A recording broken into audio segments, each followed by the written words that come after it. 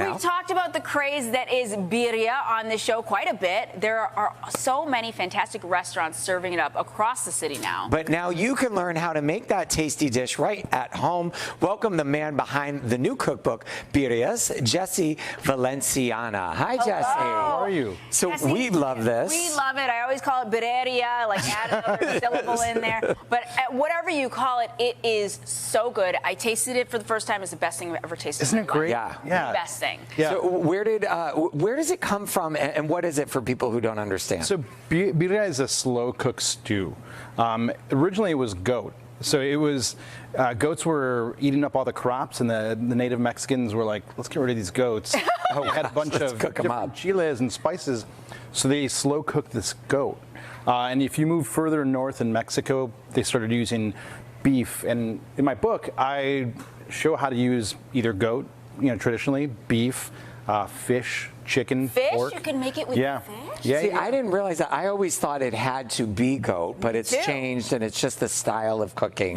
Realistically, I'm not a gatekeeper. Right. I'm not here to give the most traditional anything. I'm going to do traditional to me and what's authentic to me.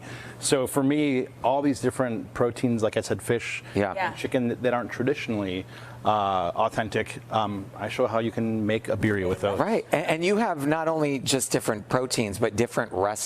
Yeah. From anything for something for breakfast, or it looks like we've got empanadas there and all kinds of things. I worked out of a commissary kitchen, and one of my kitchen mates is from upstate New York.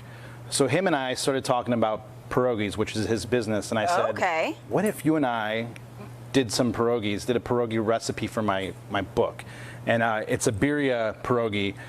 So you have a guy from upstate New York, a guy from Chicago, and Nashville making these. You guys want to see the inside? It's like so good.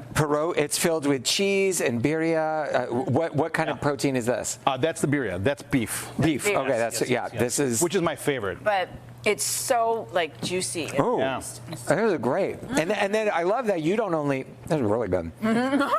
I love that you don't only supply the main dish, but you have recipes for your sauces and salsas and so much more. I wanted this book to be fun. I want people to enjoy. There's so much food in the world, and I wanted people to look at that food through a birria lens, if that makes sense. What do you say to those that are intimidated by making this at home? This book is essentially the training wheels for your birria journey.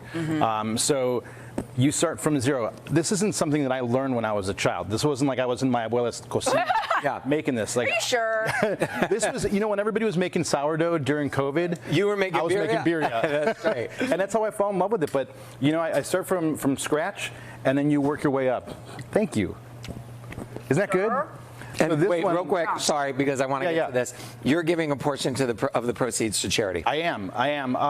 I figure if you have a platform and you're not using it to help others, what's the point of having that powerful platform, right? So, the work has already been put in, and whatever profits I make, I want to give a percentage to those that need it the most right now. Okay. Well, you guys pick up your copy of Birria's, and coming up, we've got an event giving back to breast cancer research.